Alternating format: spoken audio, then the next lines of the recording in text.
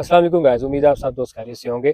आज की मेरी वीडियो फ्रांस वीज़ा के बारे में है। इससे पहले भी मैं फ्रांस पे वीडियो बना चुका हूं, लेकिन एक भाई ने मुझे रिक्वेस्ट की है कि आप ये बताएं कि 2025 में जो करंट सिचुएशन है, इस सूरत हाल में हम फ्रांस का वीज़ा इंडिया, पाकिस्तान या बांग्लादेश से कैसे हासिल कर सकते हैं। तो बात को स्टार्ट करते हैं। जिन भाइयों ने मेरा चैनल अभी तक सब्सक्राइब नहीं किया, सब्सक्राइब कर लें ताकि मेरे आने वाली इन्फॉर्मेटिव वीडियोज़ भी उन तक पहुँचती रहे। तो भाई ने ये क्वेश्चन किया कि भाई एप्लीकेशन फॉर्म से लेकर और फ्रांस का वीज़ा के इंटरव्यू तक की सारी डिटेल बताएं। लेकिन मैं भाई को बताना चाहता हूं कि फ्रांस के एप्लीकेशन फॉर्म से पहले भी आपको बहुत से काम करने पड़ते हैं। जैसा कि आपके पास जब आपने फॉर्म फिल करना है तो फॉर्म में आपने जो इन्फॉर्मेशन डालनी है वो आपने आपकी प्रोफाइल के रिलेटेड इन्फॉर्मेशन होती है। आपकी प्रोफाइल पे ही आपको वीज़ा मिलता है। तो आपने पहले तो अपनी प्रोफाइल बनानी है। प्रोफाइल में आपको कुछ काम डॉक्यूमेंट्री करने होते हैं और कुछ प्रैक्टिकली आपने काम किए होने चाहिए।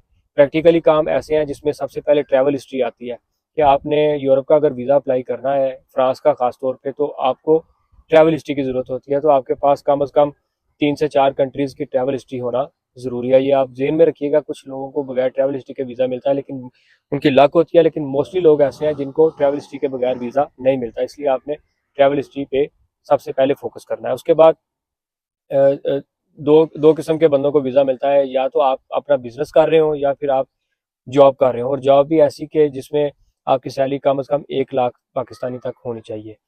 तो अगर आप बिजनेस कर रहे हैं तो मैं दोनों जो बिजनेस और जॉब के डॉक्यूमेंट्स हैं इन्हें डिस्क्रिप्शन में भी डाल दूंगा, और इसके अलावा मैं आपको 1 बाय 1 डॉक्यूमेंट्स बताता भी हूँ। सबसे पहले तो आपने अपनी ट्रैवल हिस्ट्री तैयार कर लेनी है। मतलब ट्रैवल हिस्ट्री, ट्रैवल करना है कुछ कंट्रीज़ का, जैसे कि थाईलैंड, मलेशिया, तुर्की, दुबई। इस तरह आपने 4-6 कंट्रीज़ का टूर एक ही बार में कर लें, या बेहतर है ये है कि आप 2 दफ़ा टूर पे जाएं। मतलब 2-3 कंट्री एक दफ़ा जाएं और 2-3 कंट्री एक दफ़ा जाएं। ये आपको कम से कम खर्चा करना पड़ता है। अगर आप सोचें कि हमने ये खर्चा भी नहीं करना, तो इसके अलावा अगर आप सोचें कि जो लोग एजेंट से काम करवाते हैं तो उस वक्त वो तकरीबन 30 से 50 लाख, कोई 40 लाख लेता है, कोई 50 लाख लेता है। तो इसलिए अगर आप अपनी ज़ात पे कुछ 8-10 लाख रुपया खर्च कर लेंगे तो आपको वीज़ा मिल जाए, तो इससे बड़ी मेरे ख्याल से डील नहीं हो सकती। तो आप अपनी ट्रैवल हिस्ट्री पे फोकस करें। ट्रैवल हिस्ट्री पे मेरा पेज को फॉलो करें और उस पर जाके वीडियो देखें। उस पर मैंने ट्रैवल हिस्ट्री पे डिटेल से वीडियो बनाई हुई है। और ये है कि आपके अगर हम बिजनेस से स्टार्ट करते हैं, अगर आपका कोई बिजनेस है, अगर बिजनेस नहीं भी है तो अभी से आप अपना एनटीएन बनवाएं, आप अपना बैंक अकाउंट ओपन करवाएं। क्योंकि बैंक अकाउंट की जो बैंक अकाउंट कंपलसरी है, बैंक अकाउंट की रिक्वायरमेंट जो है वो लाजमी है। इसमें 6 महीने की बैंक स्टेटमेंट आपने प्रोवाइड करनी होती है। तो आपका बैंक बैलेंस तकरीबन अगर आप अकेले ने अप्लाई करना है तो तकरीबन 20 से 25 लाख तक आपका होना चाहिए। और आपकी जो बैंक स्टेटमेंट है वो भी रनिंग में होनी चाहिए। मतलब आपका इन आउट जो बैलेंस है, वो इन आउट की जो ट्रांजैक्शन है वो शो होनी चाहिए। ऐसा नहीं कि आपने बिल्कुल एक ही बार में पैसे रखवा दें और आपका अकाउंट वैसे का वैसे स्टक पड़ा रहे। ऐसा नहीं। आप अपने अकाउंट में ट्रांजैक्शन करते रहेंगे जब तक आपने वीज़ा अप्लाई नहीं करना। और इसके अलावा एनटीएन जब आप बनवा लेते हैं तो आपको टैक्स रिटर्न की ज़रूरत होती है। वो 2 साल की टैक्स रिटर्न आपने बनवानी होती है। अब आप सोचेंगे अगर हम आज बैंक अपना एनटीएन बनवाते हैं तो 2 साल की कैसे बनेगी, तो वो आपका लायर मैनेज कर लेगा। आप अपने लायर से बात करेंगे तो वो आपको 2 साल की टैक्स रिटर्न भी प्रोवाइड कर देंगे। इसके अलावा आपने अपना एफआरसी बनवाना होता है। अगर आप शादीशुदा हैं तो एमआरसी बनवाना होता है। और कुछ डॉक्यूमेंट्स जो है कंसल्टेंट के रिलेटेड होते हैं। आप कोशिश करें अपने एरिया में कोई अच्छा कंसल्टेंट ढूंढें जिसे एक्सपीरियंस हो कि यूरोप के डॉक्यूमेंट्स कैसे तैयार करते हैं। तो वो आपके जब आप अपॉइंटमेंट ले लेंगे, आपकी सारी फाइल रेडी हो जाएगी, तो फिर कंसल्टेंट जो है आपके कुछ डॉक्यूमेंट्स तैयार करेगा, जिसमें वो आपकी ट्रैवल इंश्योरेंस, आपकी होटल बुकिंग, आपकी ट्रैवल टिकट और आपका कवरिंग लेटर।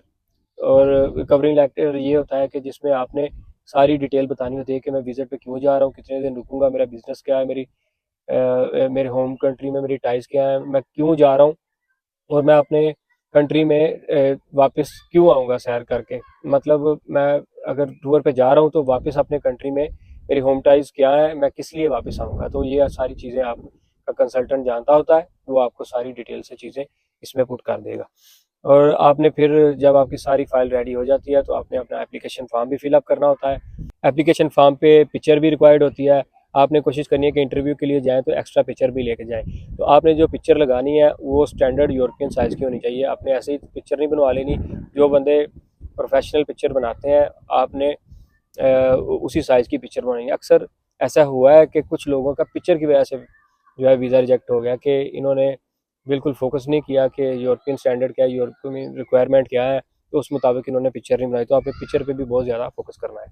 तो आपने अपनी जो टैक्स रिटर्न है वो भी अच्छी तरह मेंटेन करनी है।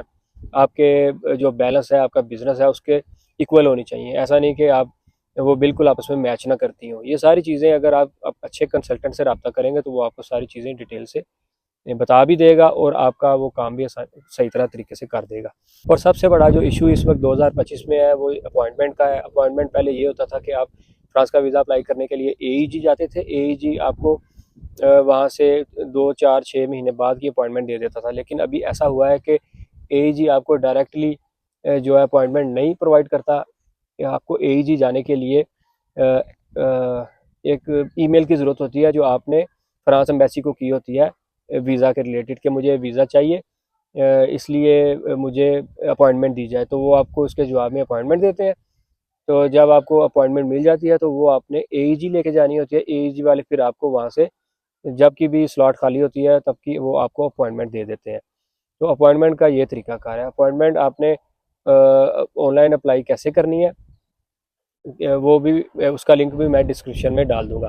तो जब ये सारी चीज़ें आपकी रेडी हैं और आपने अपॉइंटमेंट डे पे जब इस्लामाबाद जाना होता है एम्बेसी में, ये याद रखिएगा कि आपने इस्लामाबाद एम्बेसी में अपनी फ़ाइल जमा करवानी है। वहाँ आपका छोटा मोटा इंटरव्यू भी होता है। इंटरव्यू आप किसी भी लैंग्वेज में दे सकते हैं और इंटरव्यू में पूछे जाने वाले क्वेश्चन जो है वो आपकी फ़ाइल के रिलेटेड होते हैं। अगर आप जॉब करते हैं तो वो आपसे पूछेंगे आप आना कितना अर्न करते हैं, आप कितनी सेविंग करते हैं, आपका बैंक बैलेंस क्या है। ये सारी चीज़ें आपके फ़ाइल के में जो होंगी वो सारी चीज़ें वो आपसे दोबारा पूछ लेंगे।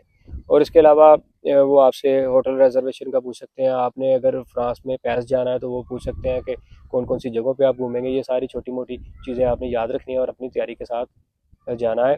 वहाँ कोई इतना खास मसला नहीं रहता। अगर आपकी फ़ाइल परफेक्ट हुई, आपकी ट्रैवल हिस्ट्री अच्छी हुई, टैक्स रिटर्न अच्छी, हर चीज़ आपकी अगर मेंटेन हुई तो आपको 90% आपको वीज़ा मिल जाएगा। मैंने भी फ्रांस का वीज़ा हासिल किया था यूरोप आने के लिए, तो मैंने भी सारी चीज़ें ये खुद से तैयार की थी और मुझे बड़ी आसानी से 6 दिन के अंदर अंदर वीज़ा मिल गया था।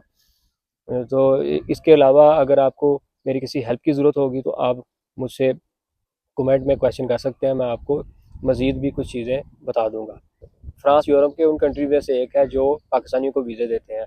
आमतौर पे सुनने में आया कि फ्रांस, स्पेन, इटली, ये कंट्री 3 ऐसे हैं जो पाकिस्तानियों को वीज़ा ज़्यादा देते हैं। लेकिन उन लोगों को वीज़ा देते हैं जिनकी फ़ाइल परफेक्ट होती है, जिन पे उन्हें यकीन होता है कि ये बंदे विज़िट करके अपने होम कंट्री वापस आ जाएंगे। और एक चीज़ मैं स्किप कर गया हूँ कि जो बंदे जॉब करते हैं उनके लिए भी सारे डॉक्यूमेंट्स यही हैं, लेकिन बस उनके लिए जो NTN और टैक्स रिटर्न है की रिक्वायरमेंट है वो नहीं है। उसके अलावा उन्होंने सारे यही पेपर लगाने होते हैं और अपनी 3 सैलरी स्लिप लगानी होती है। और याद रखिएगा कि आपकी सैलरी 1 लाख से ज़्यादा होना चाहिए। और आप अगर किसी कंपनी में काम कर रहे हैं या किसी अदारे में तो आपका वो वहाँ से NOC भी चाहिए होता है, तो आपने इन NOC भी उसमें लगाना है। और चैम्बर ऑफ कॉमर्स, अगर आप बिज़नेस करते हैं तो चैम्बर ऑफ कॉमर्स का सर्टिफिकेट भी आपने इसमें लगाना है। तो ये सारी डिटेल है, वीडियो ज़्यादा लंबी हो रही है तो कुछ चीज़ें मैं डिस्क्रिप्शन में डाल दूंगा। अगर आज की मेरी वीडियो आपको पसंद आई हो तो उसको लाइक और शेयर कर दीजिएगा और मेरे चैनल को सब्सक्राइब कर दीजिएगा। तो मिलते हैं इंशाल्लाह नेक्स्ट वीडियो में। अल्लाह हाफिज़।